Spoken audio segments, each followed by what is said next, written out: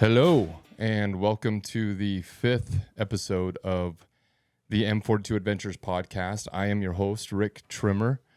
We are on a roll here. We've got 4 down, number 5. It's kind of funny when you're this new and just beginning any endeavor to see how it progresses. You know, I have a couple friends, my wife actually, who has a podcast of her own. She's done over 100 episodes. Ryan, who's done over 1,000 episodes.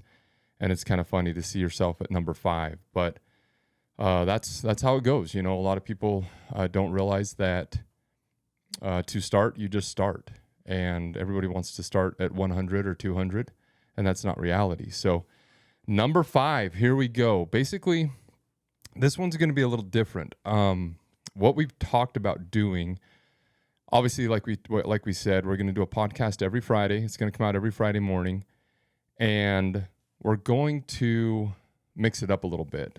We're going to have guests. Obviously, you've heard our first few guests, and we wanted to launch with some of our guests. Obviously, Ryan, he's a partner, Africa, because we're doing the Africa experiences, and we wanted you to understand what that was. But going forward, we want to have a couple different formats. We've talked quite a bit about this, and one of them is going to be story time with Rick. So anybody who knows me knows my stories. That's one thing that I'm kind of known for is my, not to say they're not true, but I embellish them a little bit. But they're just good times. And I think that one, it'll give you an insight into who I am and my personality a little more than being rigid and trying to interview people that's a little more serious. And then also to let you understand why I love adventures, why I love hunting and traveling and, mountain biking and snowboarding. It's the time spent with people and the funny stories that just inevitably come out of those experiences. That's what it is for me. So we're going to do story time with Rick, and then we're going to have Friday firesides. And that's what this episode is. This is going to be a fireside every, couple weeks, 3 weeks. I'm really not going to have any kind of strict rules on rotation. When it feels right, it feels right. When I have a good guest, we'll record with the guest, put it up. When I have a good story, we'll throw up the story. When I have a good fireside subject, then we'll throw that up. And this one, I actually have a guest podcast recorded that could go out Friday.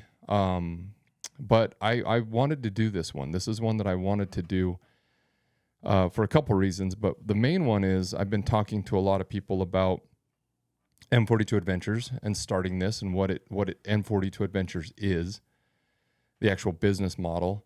And what everybody kind of seems to loop back to is, how did you start it?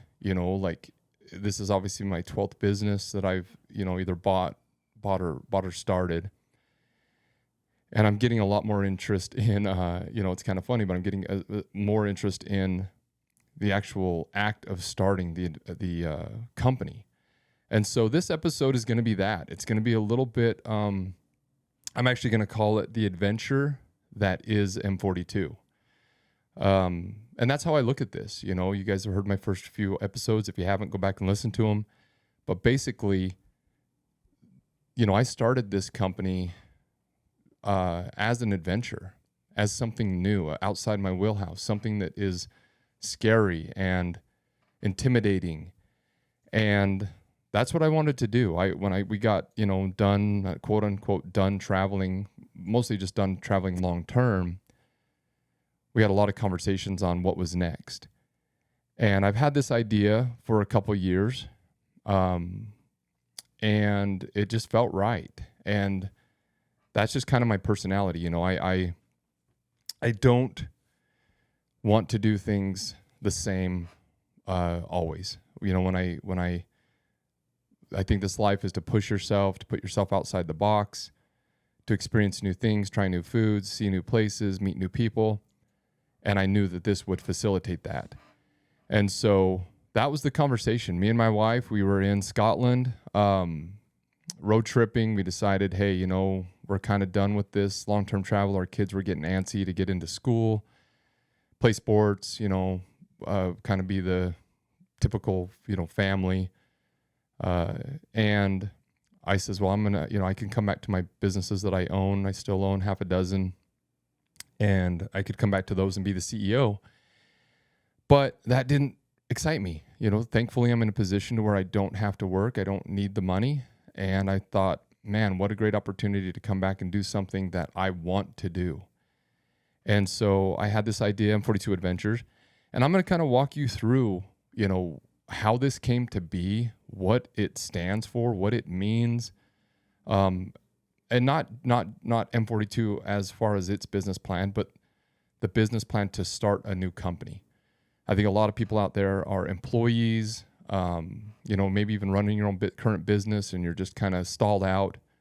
And hopefully some of the insight of this episode will, give you some ideas and help you maybe overcome them or take that leap into, being an employee into an employer. And that's what I hope. I feel like if you're an employee, you're building somebody else's dream, which there's no problem. There's no issue with that. If you've got a stable job and it works for you, then that's fine. I'm not here to judge anybody, but there's a lot more opportunity when you're writing your own story. I always tell my three little boys, the two older ones, when you work for yourself, nobody tells you how much you're going to make. You can create and earn, the effort can match, or not even match, but the effort can increase your salary exponentially if you do it right. And so that's how I'm counseling them and guiding them. And that's what this episode's about. So real quick, I haven't touched on this in the last 4 episodes. A lot of people ask, what does M42 mean? It's kind of a funny story. So when we first decided to launch, that I wanted to start this business, it was just an idea in my head, right? Like in every other business that somebody starts, it's just an idea.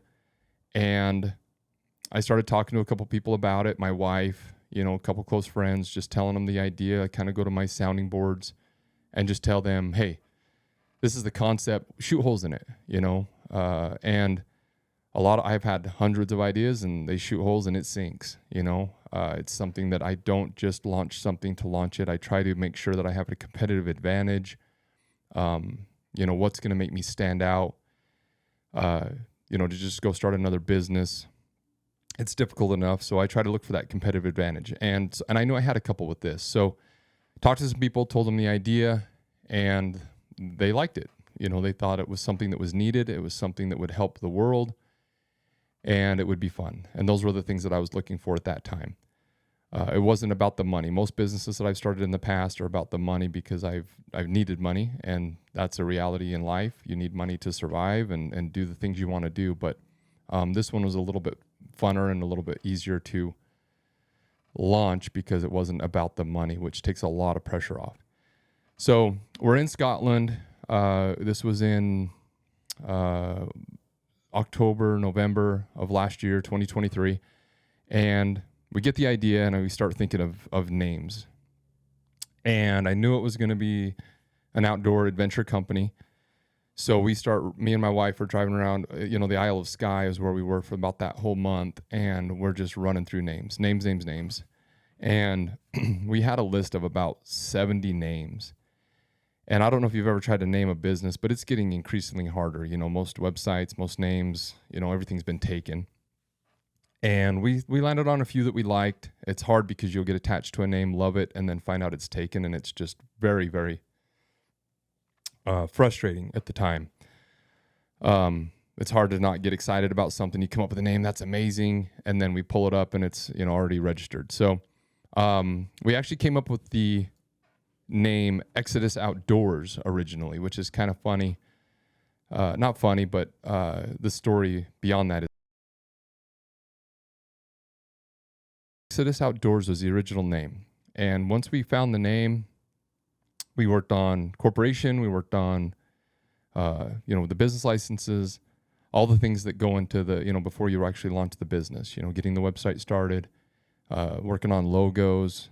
I came up with some really cool logos that I loved. And so got the name, got things like that, kind of got a business plan together, started outlining it. Obviously you don't have the, exactly where it's going to go, but you have the concept and the idea. I knew that I wanted to bring on partners. A lot of times people, when they start a business, they don't need to bring on a partner. I wanted to. I had several partners in mind. The partners on my existing companies, I wanted to try to bring them in. And then I had another partner that I wanted to bring in. And I had a reason for that. So once I got the name, I got the business plan penciled in, I started making phone calls. And I started calling these people and telling them what the idea was and what my vision was and what I thought that I could build. And they were on board. Luckily with the first, couple businesses I started, nobody would answer the phone. Nobody wanted anything to do with me. But after you've done 11, and thankfully they've been successful, it gets a lot easier to get people to join up with you. And so I called 5 different individuals and said, hey, do you want to do this with me? This is the idea. This is the concept. This is the name. Once you give them the name and kind of the concept, they can see it. They can feel it a little better, and that makes it easier to bring them on board. And they liked it. They jumped on board and said, we like it. We want to do it. And I went to another partner, or another friend of mine, had never done any business with him, named Ryan Mickler. And I called him. I was actually in Edinburgh, Scotland. And gave him a call and told him the idea, and he loved it as well. I'd actually called a couple people before him. I thought he was too busy and wouldn't actually have the time. Called a couple people before him. They actually didn't have the time either. And I was just kind of mentioning it to him over the phone, and he's like, dude, why don't you call me first? I love it. I'm in. And, we jumped on it. So that was in, I think, November, something like that, towards the end of November. And I knew I was coming home middle to end of December, and we were going to, hit the ground running January 1st. So what I look for, just to kind of, go back to the partners, don't go find a partner that just you like, or, it's a buddy. I don't do that. I obviously look for people that I like and I want to be around, but number one for me is trust. If I do not trust them completely and wholly, I don't partner with them. It just doesn't work. It's like a marriage. If you don't trust your wife, it's just not, or, husband, it's just a nightmare. Just constantly looking over your shoulder, checking phones, whatever you go through with that. And so trust is number one for me. Do I trust these people completely? And the ones that I called, I do. And then what also do they bring to the table? Finances, connections, different things like that they can actually be a player in the game. Knowledge, skill sets, all these different things. So be very particular about who you partner with. Don't just go at it willy-nilly. Really look at them, because it's like a marriage. It can be I've had some bad partnerships in the past that were difficult and hard. And, as I get older, I'm a lot more clear on what I look for and what I want. And so be cautious of that. The people that I called, I knew that I could trust. I knew that they would bring something to the table in their different respective areas. And, now we're 120 days in, 4 months in, and I'm very happy with my decision. So be very cautious on that. Be very thought out. That's not just something you take lightly. These were most of these people I've worked for in the past. They've been my partners for years. And so it was a no-brainer. And what they brought to the table was, we have office spaces, we have money, finances. We funded, M42 for 2 years before we even launched the business, which is unreal. All my other businesses, I had to go get loans and pay interest on. And thankfully, again, gratefully, I'm in a different position, and we're all in a different position to where this is quote unquote easier now. So got the partners on board, and then started working on, getting down to the nitty gritty of starting to build a website, starting to get the logos and stuff like that done, tweaking them a little bit, and got about 45 days into that. So I got home. We launched in January 1st. Again, nobody knew about it, but we launched behind closed doors and started getting to work on, all the things you have to do, business cards and things like that. And we got about 60 days in, and Ryan Mickler called me and said, hey, when we were looking for names and things, we did searches, we did sweeps of, websites and things like that. And when we did Exodus, it was XODUS, outdoors. And Ryan texted me one day and says, hey, I found this company called Exodus, which is spelled the correct way, EXODUS, outdoors. This could be a problem. And so I called my patent attorney. It took him a week or so to dig into it and said, you're probably okay, but at the same time, they have a podcast. They're doing some stuff in the outdoor field. What do you want to do? And I says, listen, I've never met the people and still haven't, but I researched their company. It's back east here in the United States. And I was like, man, they seem like good people. They seem like, they're trying to grind and do their thing. And I just don't want any confusion. I don't want to hurt them in any way by having a similar name, and vice versa. Eventually it'll start hurting me. And I says, hey, let's just bow out. It cost us about $5,000 or $6,000 just to change the name at that point. Logos, websites, some apparel. So it wasn't an easy decision, but at the same time we thought, hey, let's do this right. So we pivoted, stopped, and we lost about 45 days trying to rebrand, and we came up with the name M42 Adventures, which again, at the time I was devastated. I thought Exodus, it just felt right. We had so many just things that revolved around that, logos and mottos, and it was hard. It was a gut punch. And we rebranded, we went back to the drawing board. I was pretty deflated because I had already thought of, almost 100 names that didn't work. And I just thought, how are we going to get to this? And we had a limited amount of time. So I was meeting with one of my buddies, and he says, man, I like Orion. I really like Orion. And I says, I do too, but obviously that's going to be taken, and that's not going to work. So I says, we got to dig deeper. So we dug deeper into Orion. That was the one that really drew us. And M42, it's actually Messier 42, which I've got the definition here. I'm going to read it to you. So the definition of M42 is the scientific designation for the nebula that initiated the formation of the Orion constellation.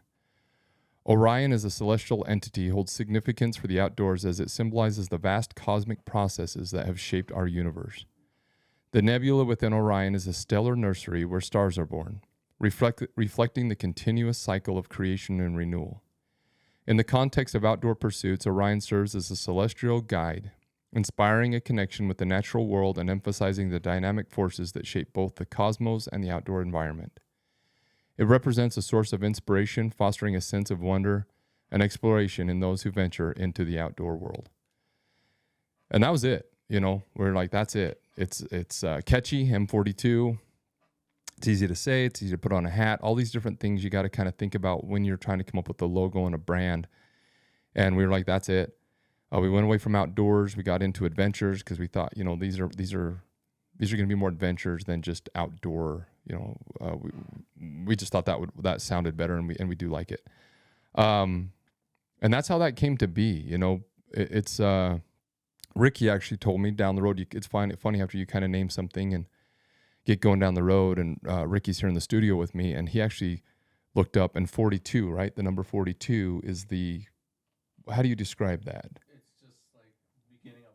It's like the number of life. I mean, the number 42 kind of represents life, and it's just cool how things kind of come around, and you dig deeper into it, and so yeah, that's the name. So just so you understand it, that's where we came up with the name. That's what it represents. That's why we have the Orion constellation on our logos, and that definition is a beautiful definition of a company.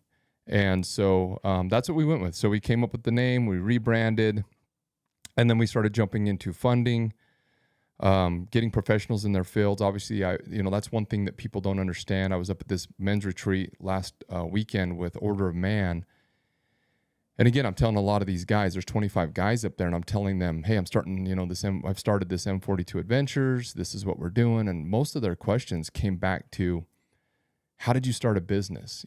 This is your 12th, 13th business. They wanted to know about that. I think a lot of men are either running businesses or want to run a business. I think it's a natural thing. And that's what they kept coming to. And they says, I think one of the number one mistakes people make is You have a hairdresser start a salon. You have a guy who frames, start a framing business. You have a mechanic start a mechanic shop. Those are two completely different things. Hey guys, let's step away from the conversation real quick, and I wanted to talk to you about a few things that M42 Adventures is offering this year. First, I'd like to talk about our retreats experiences here in southern Utah. They will be on a 50-acre ranch. Absolutely amazing property. And it's a place where you can come and learn from the experts in their fields, build friendships, and enhance your outdoor skills. We're going to have everything from fly fishing experiences, UTV experiences, horse riding, archery, survival experiences, hiking, outdoor cooking, firearms. It's absolutely amazing. We just had our last retreat a couple weeks ago. 33 people attended, and it was an absolute amazing event. If that sounds like something you'd want to come do, it's all inclusive, and I promise it will change you. So hopefully you can look into those dates. They are August 29th to September 1st and September 12th to September 15th. So look into that and see if those will work for you, and we'd love to see you out there. The other one is our Africa experiences. So this fall, we have 2 Africa experiences coming up, August 5th to the 11th and August 11th to the 17th. We've actually sold, I think, 19 places to those events, so it is filling up. But if you'd like to come out, again, it's men, women, children. I'm taking my wife and my 3 little boys aged 12, 9, and 3. So it's family friendly. It should be an absolutely amazing experience as well. It's not just hunting. You can come and do the photo safari, helicopter rides. We're going to go to an orphanage. I'm actually very excited about this one. So if that's something you'd like to come out and check out, I will be the headliner August 11th to the 17th, and Ryan Mickler will be the headliner August 5th to the 11th, and we'll be spending time with you during that week and getting to know each other. So I would love to see you out there. Again, those are some of the things we have coming up. If that's anything you'd be interested in, we're also going to start offering corporate retreats, family group retreats here in southern Utah. If you'd like to come out and have one of these experiences with the horses, with the UTVs, with the firearms, with the archery, and bring your company, your family, or just a group, we can cater it to you as well. So that's something new that we are going to start offering. We've got a couple of those in the works for this summer with some companies that want to bring their employees out and actually partner with M42 and have their own retreats. So just a few of the things we're offering. Again, we're excited about all this. If you'll continue to listen to the podcast, follow us on social media, like, share, follow. We sincerely appreciate that. All right, let's get back to this conversation. To work on a car is not the same as running a business and hiring and firing employees and, cash flow and budgets and marketing. And that's what I think happens is a lot of people think that it is. They just think because they can work on the car, which it obviously helps if you have some knowledge in the field you're doing. You can step in and, work on the car if you needed to. If your employee doesn't show up, you can help hire better mechanics because you know how to qualify them. There's a huge bonus in knowing the field that you're in. But at the same time, it's, when you're starting a business, read books about starting a business, read books about, accounting and cash flow and marketing. That's what you need to know. You have the knowledge of working on the car. You need to understand how to fund it and all these different things. So a lot of people don't understand, I'm 43 years old, actually 44 today. Today is my birthday. This is my 12th business, and I've actually got on the horizon a 13th business in the works. And a lot of people say, how can you, have 7 or 8 businesses at a time? How can you do this? And they don't understand that I'm not, you look at some of these people like Elon Musk that just blow my mind. It's like he has SpaceX and Tesla, and I don't know what the solar company is, but he has several businesses, and it's like he's only one man, but what he does, what he is great at is delegating, hiring, and hiring the professionals in their field. And so that's what you want to do. You want to go out there and get it funded, whether it's a loan or investments from people, whatever you got to do. You got to have the money to see it through. You want to get more than what you anticipate because things never go as planned. And then start looking at, what your business is going to be. Mine is going to be, podcasts, a community. We're building a community. online community where people can come together and network. Events. We're going to have experiences in Utah and different places. And then we're going to have experiences, hunts and different experiences, surfing things and stuff like that. So I've never surfed. I've never done a podcast. I've never built a community, all of these things. I've never done it, never done any of this. And so for me to try to go and do it myself, to learn all the podcasting equipment and how to run the camera and how to get them up on, Apple and all these different things would have taken me months, if not years. So I start reaching out to my network of people saying, hey, and that's a big reason I brought Ryan Mickler on. He's had a podcast for 10 years. He's got the community. That was a huge reason I brought him on. And then my other partners, they have a lot of, Ricky's here in the room. He's been at my construction company for how long now? 7 years. But I know he went to school for, the arts, for filming and different things. And so when it came time to do the podcast, I reached out and asked who, could help me with this. And he raised his hand. He loves it. He's passionate about it. He's here in the room with me now. He just set up the cameras. He set up the microphone. He's working the soundboard. Is that what it's called? And I don't have to, we actually got in an argument, and this is just kind of a tangent, but, people think everything's going to go perfect. You think that once you start it, it's just going to happen the way that you envision. And maybe they don't necessarily think that, but they hope that. And very, very, very, very, if ever, does that happen. Last week, me and him got in an argument over some things, which happens in business. You get, you're stuck in the same room with people, and under high pressure, trying to, hit deadlines and different things. And we got into it, and he walked out, and I panicked. He left, and I thought, I don't know if he's coming back. Some things were said that, I thought hopefully we can get over this. I know I can, because I've learned to, forgive and forget pretty quick. And I thought he would too. But I wasn't sure. And I got scared because I don't know how to even, turn on the camera. And so, it was a scary thing, but going back to my point, I've hired people and brought partners on and people into my circle that, there's so many people out there with different skill sets. And once you starting a business, and if you've created this network, and you should continue to always do that, you can start reaching out to people. My wife actually has a podcast called Revitalized Womanhood and a community. She's partnered with Ryan, and it's the woman version of Order of Man, basically. And she's been doing it for about 1.5 years. So when I said, hey, I want to launch mine, she says, hey, I've done a lot of this. I've got this girl in Canada that can help you with editing, and I've got this guy in Boston that can help you with this and that. And she had her network built out, which I tapped into. And a lot of those people are working for us now. And so, when you're starting that business, start looking at who you have around you. You're going to need professionals in their field. If you don't know accounting, get a good accountant. Hire your weaknesses. And the better you hire, the better chance of success you have. One thing I used to do back in the day was, I needed somebody to run my, office, and I'd just get the $10 an hour guy or girl, because that's all I could afford. But if I can get up into the higher wages, you kind of get what you pay for.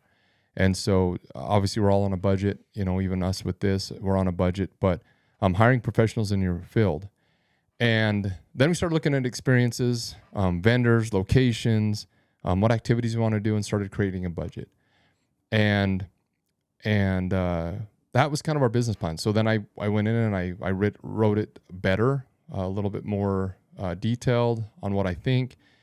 And that's how this basically was started. Once you write the business plan, and I always feel like if you kind of pencil it in, and then a couple months in, just keep tweaking it. After a couple months of really working on it and really putting your, mind to it, you can usually get a really good business plan put together there for the next, I always write one for 1, 2, 5, and 7 years. And then I go and I really start making sure people understand the vision. This is in my head. This is my baby. And and then I go and sit down with them, all my partners, and kind of really say, hey, look, I've been doing this a couple months now. We got the new name, and this is where I see this going. And then the biggest thing that most people don't do is you have to start. You have to take the leap. You have to trust yourself. Most people, I'm not going to say most, I don't know. But it seems like from speaking to a lot of the men up at this event last weekend and just talking to people throughout my life, they have the idea, they have the, they could do it, but they're waiting for everything to be perfect, or they're waiting for, all the right green lights, all the lights to be green. And that's just not reality. You've heard some of my talks about my travels, and, I planned it all out best I could. And at some point I had to buy a ticket, one-way ticket with my family, and we ran into some problems, but you overcome them. The more you can kind of plan and prepare, for the flat tire or sleeping in your car one night, then it's not as big of a road bump as it could be. So, but go start. That's the biggest thing is people just, I talked to several people recently that said, I've been wanting to do this for years, 2 or 3 years, 4 years to start their own business. They're working for somebody. They know everything about the business. They're just not quite ready. And I understand that. It's you go home and look your wife and kids in the eye and think, what I'm doing now is secure. What I'm going to go do isn't. But, one of my favorite quotes I always tell my boys is, it's actually on Troy. And the kid runs to get Troy to come fight it's at the very beginning of the movie, and he comes, grabs a guy to come fight the other army's biggest soldier. And the kid says, I would never want to fight this guy. And he says, that's why no one will remember your name. And that's one of those things that I love, where I think, step outside your comfort zone, take a chance, and people will remember you for that. Even if you fail, I respect people. I had an entrepreneur in here yesterday that I interviewed that's going to come out in a couple weeks. And, he started it on the side. He's got his day job, wasn't quite ready to let that go. And he's started a business on the side for the last couple years. That's amazing. Figure out the way that works for you. Maybe you don't let go of one vine before you, grab onto the other. That's smart, especially if you have kids. You don't have to just jump completely and hope you grab the vine. Like, hold on to one and grab the other and make sure you have a good grip before you let go. But, when he came in, he's actually going to run our UTV experiences here in Utah with us. We're partnering with him, and we just did one last week. We had 30 people up at my parents' ranch, and that was the first time I had ever met him.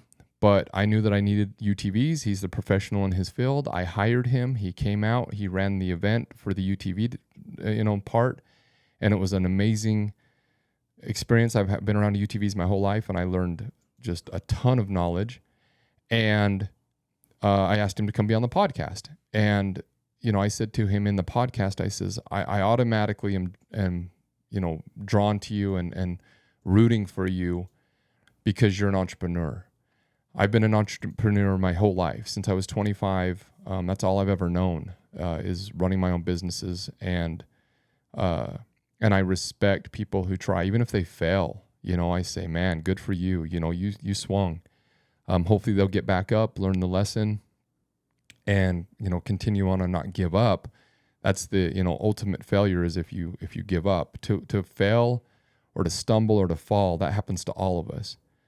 But if you can get back up, learn the lesson, dust yourself off, most of my businesses that have succeeded are not because I'm smarter than anybody. They're not because I'm luckier than anybody. It's just because I didn't quit. And a couple of them I didn't quit because I couldn't. My second business I ever started, the bank loans were guaranteed by my parents' property. So it forced me to stay in the game. And it was one of the best things that ever happened to me, hindsight. But at the time, I was angry that I couldn't quit. And so determination is a huge one. Get a mentor. That's the other thing. I think that if you can get a mentor, read books, watch YouTube, any kind of education you can get to increase your chances. I always call these cheat codes. If you can get a book on how to start a business or how to market or how to do SEO or, all these different things, how to build a website. I mean, you can fast forward so many lessons and so many pitfalls that will increase your chances of success that it's unbelievable. And then the biggest one for me is being getting a mentor, somebody that's been there, done it, and can help you step over the traps in the road and things like that. It just increases your chances of success. They can tell you what to watch for. I encourage everybody who's thinking of doing this, if you've never done it or if you've hit a plateau in your respective field, go out there and find somebody that's pushed through, and 9 out of 10 times they would be happy to help you. Go to lunch with them, ask them for an hour of their time, and pick their brain. I have mentors that I'll fly, halfway across the country. One guy, I brought 4 pages of questions, and I sat down and I says, listen, I've got 4 pages of questions. We probably won't get to all this, but I just want to start asking, and I'm going to go through these as fast as I can. And he gave me 4 or 5 hours of his time, worth hundreds of millions of dollars, very busy person. And he took the time. It was supposed to be a lunch. He took 4 or 5 hours. And that's what I've found, that if you go there with an open mind, open heart, genuinely wanting their knowledge, not asking them for money or, things like that, favors, most of the time, they'll give that to you. They want, I actually asked this gentleman, you're worth hundreds of millions of dollars. You've got generational wealth. You've won the financial game. Why do you keep working? And he says, now I'm in it to help people, and that's what I've found, even with myself. Like I said, I'm not nowhere near his level, but I'm financially secure in my own way. And I'm here on a podcast right now talking into a microphone, sincerely wanting to help people not only come on our adventures and ride a horse and shoot a gun and catch a fish, or go on a trip to Costa Rica or Africa. I want people, that's how I want to help some people who need to find a why of a hobby or something that, brings passion, being around horses, getting into archery, something that might give them some, a hobby or get them into groups that will hopefully enrich their lives. But also, starting a business, trying to increase your financial, what's the word? Stability, or increase your financial wealth, so that you can go do some of these experiences, take care of your family, not stress at night, not fight over, the number one cause of divorce is finances. And so if I in any way can help somebody with their finances, then I maybe have saved a divorce. And that's why I'm here. I'm here doing this because I want to sincerely help people. And that's what I've found with most people who, have reached a plateau in their financial life where they think, I've got enough. What's next? And, for me, it's relationships and friendships and experiences. And if I can, I'm not, this is going to help me as much as you. This is selfish, where I'm trying to help people, and it's not, just to, be a martyr. It's going to help me feel better and enrich my life. And I thank people for that. So get that mentor, read the books, watch the YouTube. Remember, you're going to fall, you're going to stumble, but get back up, dust yourself off, learn the mistake, try not to repeat it, and keep pushing forward. Basically, that's what this was about. Yesterday, we had a meeting with our accountant on our some of my construction companies, and I want to let people know that it's always, it's definitely hard always. That company is, how old, Ricky? United Wood? 2006. 18 years old. 18 years old, that company. Been around for a long time, almost 2 decades. And we're still, working through employee issues and marketing issues and cash flow issues. And, it's one thing to understand is the problems don't go away. You've got to grow. You've got to adapt. A big thing is scalability. How, when you're starting a business, how are you going to scale? What does that look like?